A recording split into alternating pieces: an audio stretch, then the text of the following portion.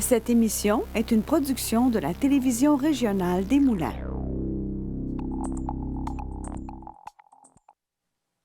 Ce soir, à Vue d'ici, on parle de la possibilité d'assister à la fermeture de nombreuses entreprises pour l'unique raison que peu se montrent intéressés à reprendre ou poursuivre les activités d'une entreprise ou d'un commerce existant. Avec nos invités de ce soir, on cherche à savoir pourquoi, les solutions et comment s'y préparer. Restez avec nous, car ça commence maintenant.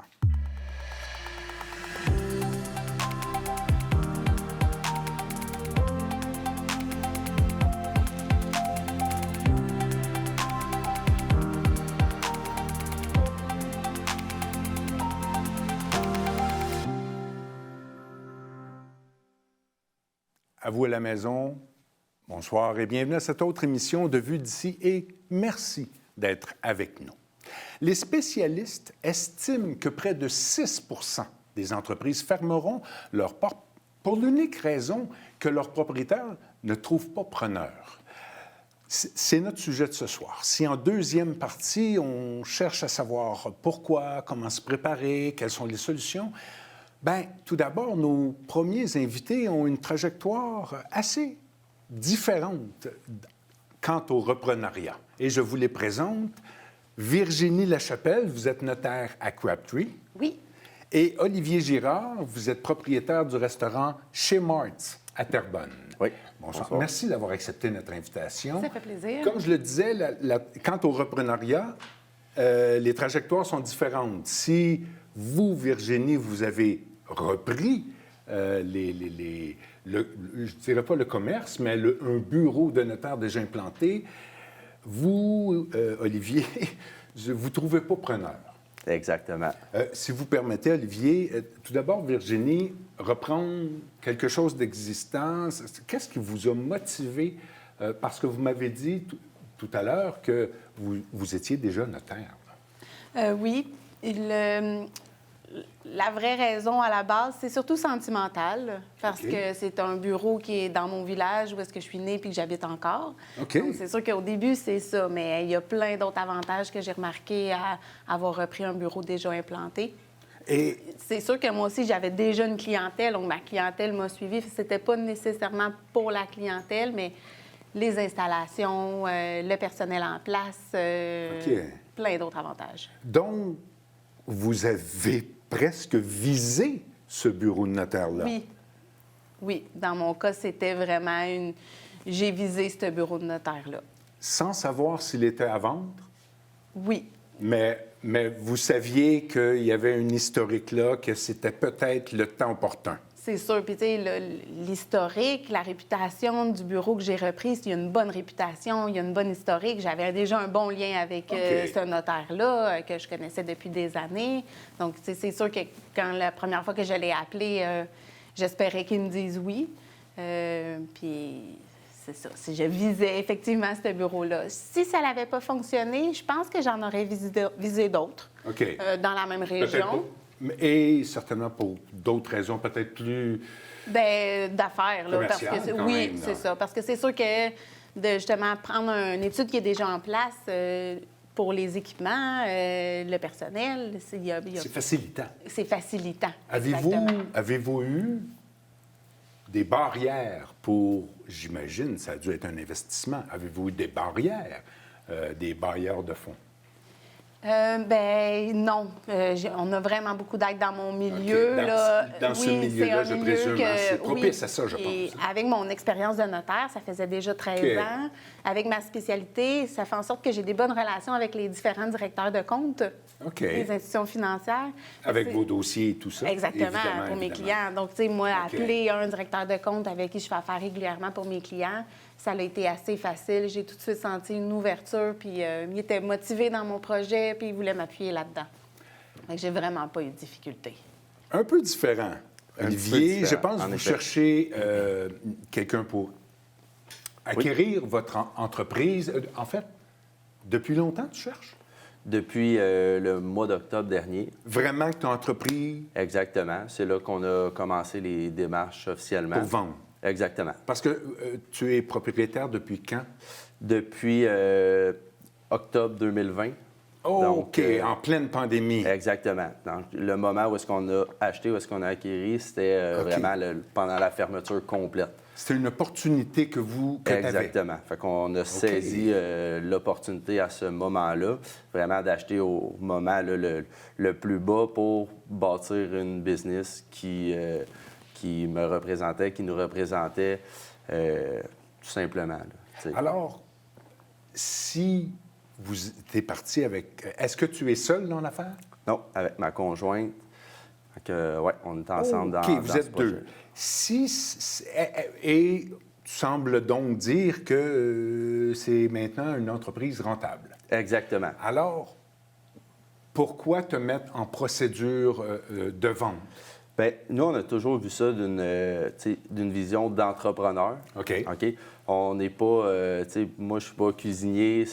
C'est vraiment... Tu n'es pas du domaine. Exactement. Je ne suis OK. pas du domaine de la restauration. Ça a toujours été plus une vision d'entrepreneur. Donc, d'acquérir une business quand on était pendant la pandémie, qui est un moment difficile, puis vraiment de rendre ça profitable, remonter, toujours dans une vision à long terme pour vraiment, au moment opportun, transmettre la business, une business qui est solide à ce moment-là.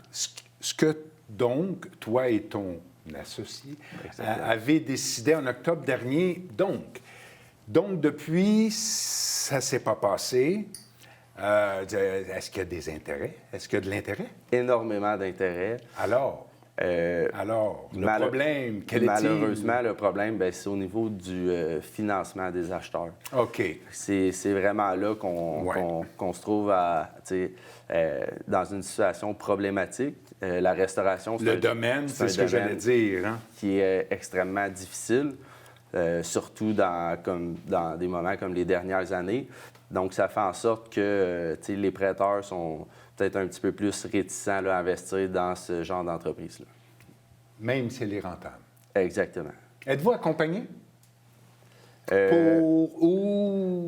vraiment, je dirais, à ce niveau-là. C'est plus, vraiment Moi, j'essaie d'accompagner mes acheteurs du mieux que je peux pour justement faire une transition, pour que la transition puisse se faire. Mais c'est sûr que, malheureusement, on n'a pas beaucoup d'outils dans une situation comme ça. Pour accompagner des entrepreneurs qui désirent s'en départir, vous n'avez pas encore trouvé toutes les ressources? Non, malheureusement. Dites-moi, Virginie, donc vous avez parlé... Là, on voit une situation un peu plus problématique. C'est vrai, le domaine notarial, peut-être même le domaine des bureaux d'avocats, c'est peut-être plus propice parce qu'on entend souvent, quand un notaire reprend les dossiers d'un autre notaire, on dit reprendre les minutes. Oui, le greffe, céder le greffe, reprendre les minutes, oui. Est-ce que c'est un avantage en soi ou c'est uniquement d'être conserver des données? C'est un avantage en soi pour les notaires qui vont faire des successions. Parce que dans les minutes, il y a des testaments. Fait que acheter un greffe qui a beaucoup de testaments, ça peut être super avantageux pour un notaire qui veut faire du règlement de succession parce que oui, les gens vont mourir, puis les testaments vont être demandés, puis ensuite, ça va porter les dossiers de règlement de succession.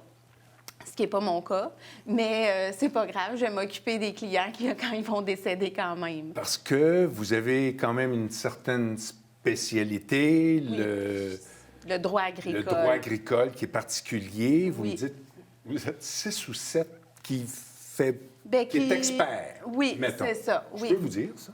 Oui, on peut dire ça. On peut dire ça. J'enseigne le cours de droit agricole à l'université au futur notaire. Donc, tu sais, on n'est pas beaucoup au Québec à vraiment développer une expertise en droit agricole. Ça entraîne des consultations, autant des clients à travers le Québec que des notaires qui ont des problématiques agricoles dans leur dossier. Ils vont nous appeler.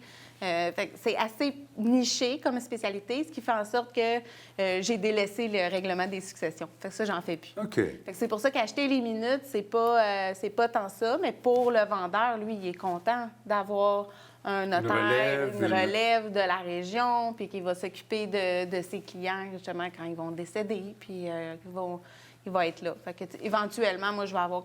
Quand le notaire que j'ai repris ne travaillera plus pour moi, je vais m'engager un autre notaire qui va pouvoir faire les successions. Est-ce que je peux dire, dans ton cas, Virginie, qu'il y avait beaucoup Et tu avais cette opportunité-là. Il y avait beaucoup de valeur sentimentale à reprendre ce qui était déjà existant. Est-ce qu'on peut dire ça? Oui. C'est ton village où tu habitais. Oui, absolument. C'est assez niché là, comme absolument. droit. Puis moi, j'ai toujours su que je voulais être notaire. Donc, tu sais, depuis que j'ai 12 ans, que je veux être notaire à Crabtree, là. C'est que finalement, quand j'avais été... À Crabtree, oui, en plus. je sais. Quand j'ai été pour faire mon stage, eux, ils n'étaient pas prêts à prendre leur je retraite. comprends. Donc, c'est pour ça que j'étais allée à un autre village, 10 minutes plus loin, où est-ce que j'ai L'opportunité, travaillé. vous aussi. Oui. Si vous, c'était l'opportunité d'acquérir, est-ce que, je le sais, ça fait plusieurs mois que vous cherchez, c'est rentable, donc vous n'êtes tout de même pas dans le désespoir. Non. Quand même, une chance, là, parce que ça avait été difficile, et je ne veux pas attirer de malheur, mais si ça avait été difficile, ça n'aurait pas été la même chose. Exactement. C'est ça qui fait en sorte que je suis patient, j'ai pas de presse à vendre nécessairement. Fait que je suis dans une position quand même assez confortable actuellement. Mais c'est sûr qu'on est rendu dans un... à la fin d'un Vous êtes processus. dans le virage, là. Exactement. Ouais. L'avantage aussi, c'est qu'on a pu mettre une équipe en place, vraiment une très, très bonne équipe qui gère les affaires quotidiennes du restaurant. Fait que ça me permet d'être un petit peu plus en retrait. Ça nous permet d'être un petit peu plus en retrait des affaires journalières. Fait que de gérer un petit peu plus à distance. Et je présume que tout ce que vous avez mis en place, ça va être, mon Dieu, je ne veux pas dire un legs, là, mais ça se passerait à un autre, un restaurateur probablement. Et probablement que c'est presque un clé en main. Exactement. Je dois comprendre pas mal ça. C'est exactement ça. C'est une entreprise qui est clé en main actuellement à cause de tous les processus qu'on a implantés au sein de notre restaurant. Fait que c'était vraiment ça le but, en fait, de pouvoir léguer une entreprise clé en main. Écoutez, c'est deux trajectoires vraiment différentes. Je vous souhaite le meilleur, mais au moins, il n'y a pas de désespoir. Virginie, j'aime beaucoup les valeurs sentimentales, donc j'apprécie énormément votre décision que tu as trouvé certainement avantageux. Merci beaucoup d'avoir accepté notre invitation pour parler un peu de vos trajectoires. Ça fait plaisir, merci. Merci. Quant à nous, on se revoit dans quelques secondes.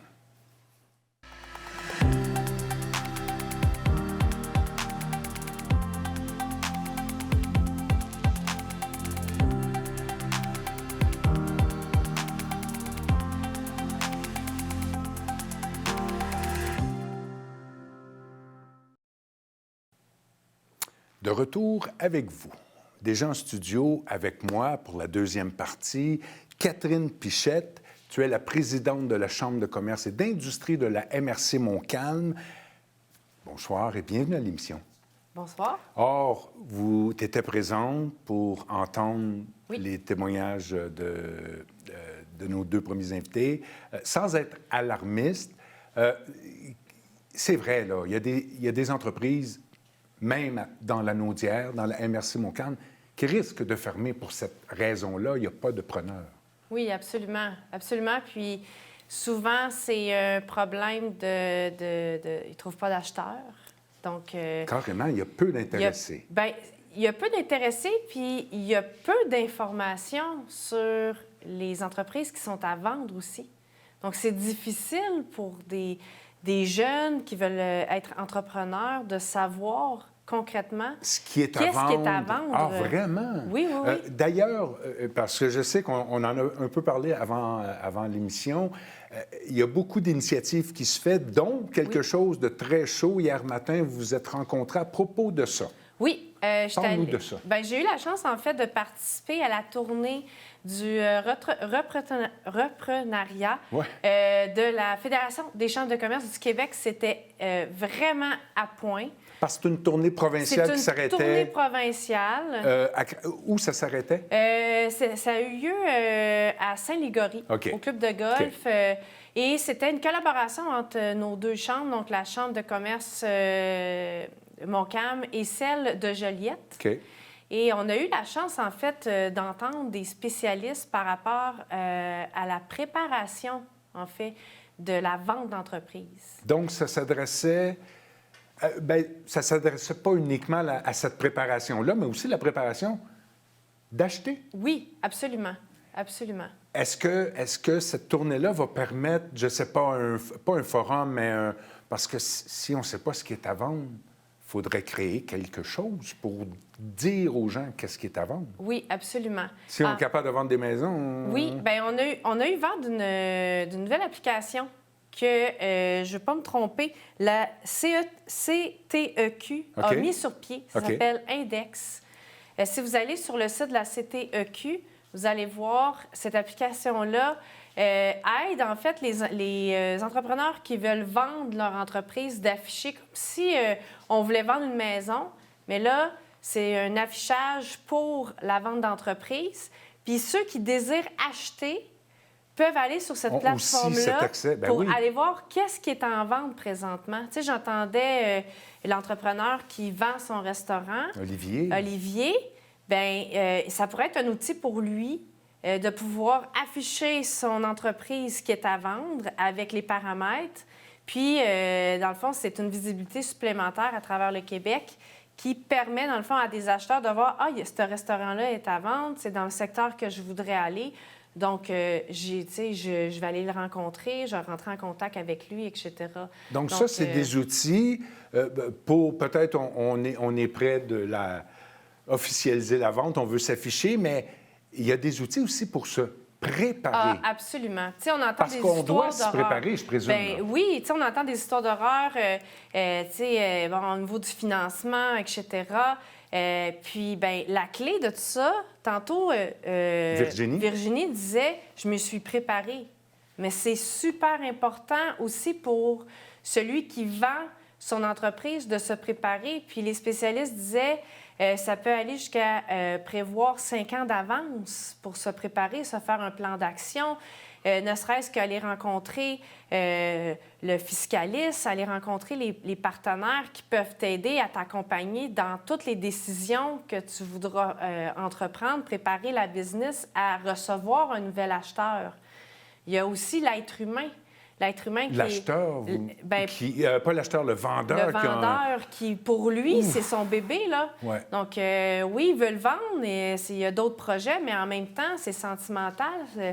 Dans plusieurs cas, là. Dans plusieurs cas. Fait que, tu sais, c'est de se préparer à tout ça, puis quand on a de l'aide pour le faire, bien, nos idées sont plus claires. On peut justement demander des questions que autrement, on n'aurait pas nécessairement les réponses, puis on prendrait des mauvaises décisions. Donc, c'est super important. Le plan d'action pour se préparer à la vente d'entreprise, elle est primordiale si on veut que ça se passe bien. Et donc, se préparer, en parler, mais pour déterminer le bon moment? Est-ce qu'il y a des stratégies, comment dire, plus de marketing ou est-ce que je fais la bonne affaire? Peut-être pas à cet endroit-là, mais est-ce qu'il y a aussi un accompagnement quand il y a il y a une offre, mais accompagnez-moi, mais aussi dans la visite et l'analyse de tout ça, là. Ah, absolument. Puis, tu sais, il y a des organisations comme les MRC qui ont des spécialistes, des experts pour t'accompagner là-dedans. Les SADC, il y en a dans à peu près toutes les régions du Québec.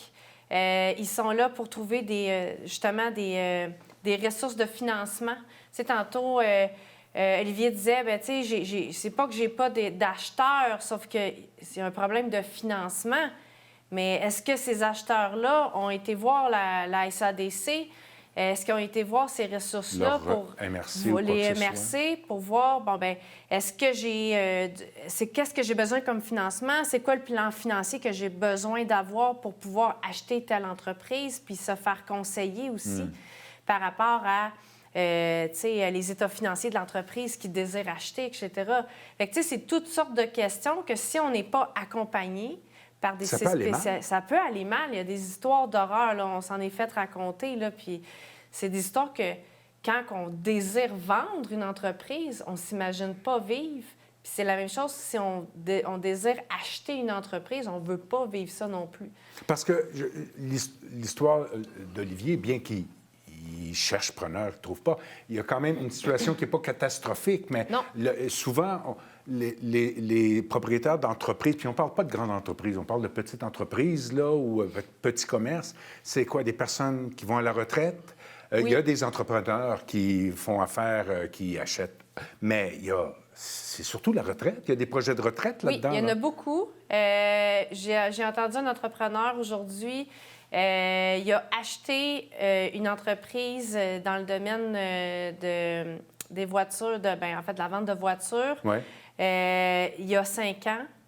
Et là, il pense déjà à sa relève. Il l'a acheté, il était dans la cinquantaine. Donc, lui, c'était un projet qu'il voulait faire à ce moment-là. Mais là, il désire vendre, mais là, il n'y a pas de relève. Donc là, c'est un problème. Lui, il faut qu'il prépare sa relève. Ça va super bien au niveau de la business. Mais malheureusement, il n'y a pas d'acheteur présentement. Parce que quelqu'un, c'est son projet de retraite, puis il ne trouve pas. Exactement. C'est toute une vie qui... Ça peut être très... en fait, ça peut être anxiogène aussi, parce que là, tu vois le temps passer, puis tu es encore en forme, mais tu le sais qu'à un moment donné, il va falloir que tu vendes, mais t'as pas personne pour prendre l'entreprise. Fait que la seule solution, est-ce que c'est vendre? Pas vendre, mais fermer, tout simplement. Donc... ce qui n'est pas souhaitable. C'est ce qui n'est pas souhaitable, parce que, bon, l'entreprise est florissante, tu veux la vendre, puis si tu veux avoir les bénéfices, bien oui, exactement. Maintenant, parlons des avantages pour peut-être inciter des gens à dire « Ouais, OK, je vais... » Au lieu de partir... Quels sont les avantages de reprendre quelque chose de déjà bien implanté? Oui, bien, il y a une mode... Si on a fait nos analyses, c'est bon. Oui. Quels sont les avantages? Bien, il y a une mode du start-up en ce moment. Oui, c'est bien sexy d'aller partir une entreprise, puis on dirait que de partir une entreprise, une nouvelle entreprise, c'est bien vu dans la société présentement. Ça fait techno, etc. Mais par contre, il y a des avantages énormes d'acheter une entreprise qui existe déjà. La clientèle, elle est là. Il y a une notoriété. L'entreprise, elle a une structure déjà, donc tu ne pars pas à zéro.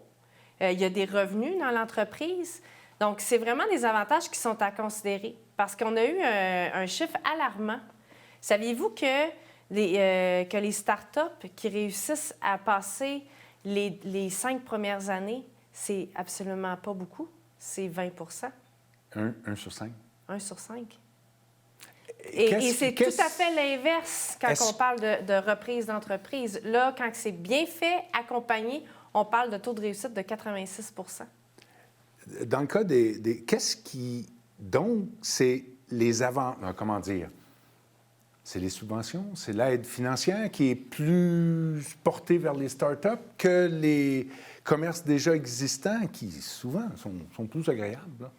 Bien, je pense que c'est une méconnaissance du fait que de reprendre une entreprise, on peut avoir aussi des subventions, on peut avoir de l'aide financière aussi pour le faire.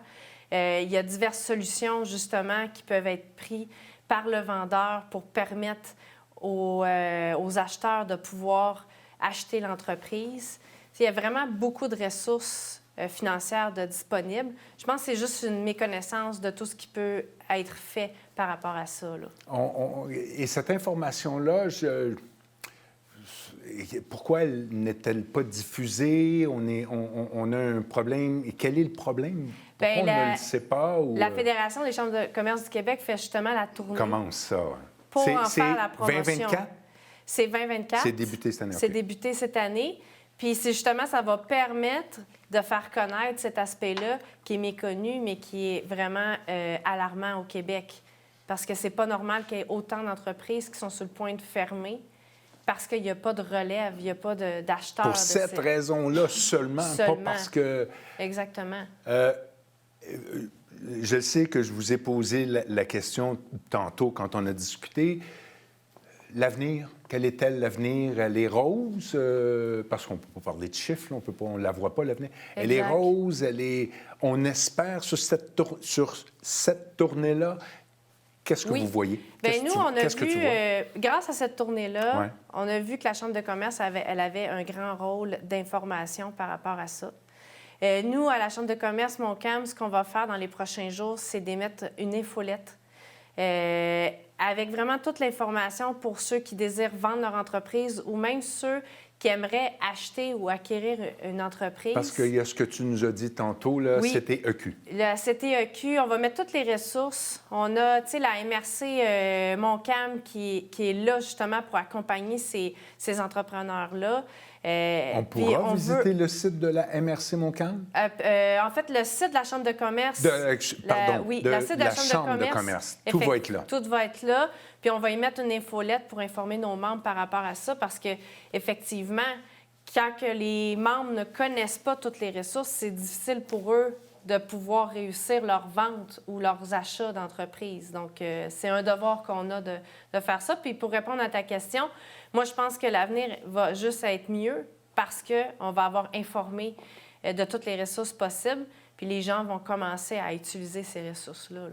Parce que, puis je veux toujours pas être alarmiste, mais c'est d'une importance vraiment, vraiment grande au niveau de l'économie dans la région et même dans toutes les régions. Cet aspect-là, si cet aspect-là ne fonctionne pas, ça va avoir des impacts. Effectivement. Il n'y a pas juste l'impact économique, mais il y a aussi l'impact de la problématique de vente d'entreprise. Oui, oui.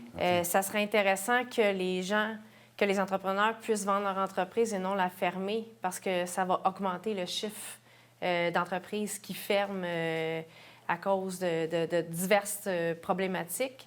Donc, si on sans raison valable. Sans raison valable. Donc, si on peut aider ces entrepreneurs-là à réaliser leur projet de vente ou même d'achat, bien, on va avoir réussi un gros morceau pour 2024. Là. On a eu une belle histoire, on a eu de belles valeurs sentimentales. Ça aussi sont importantes et humaines parce que ça concerne des salariés, des employés qui travaillent dur. Je te remercie beaucoup d'avoir accepté notre invitation. Je rappelle le site de la Chambre de commerce et d'industrie Montcalm. Tout va être là pour ceux qui veulent acheter ou vendre plein de trucs. Effectivement, on va mettre l'information sur le site Web. Merci beaucoup, merci beaucoup.